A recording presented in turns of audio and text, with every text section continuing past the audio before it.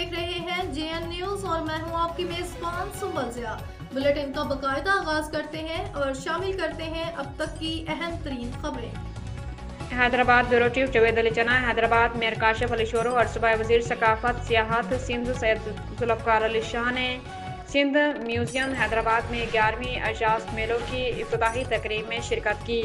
तकरीब के मौका पर बड़ी तादाद में नामवर स्कॉलर्स, माहिरीन तालीम, शोरा और मौजूद शख्सियात मौजूद थीं, जिन्होंने इस सकाफती मेले को भरपूर पजीराई दी।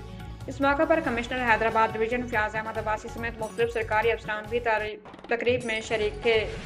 इफ्तिताही तकरीब में सिंध की सकाफत, अदब और तारीखी वर्से को उजागर करने की अहमियत पर रोशनी डाली गई और अजाज मेलों को सिंध की सकाफती शनाख्त का अहम हिस्सा करार दिया गया।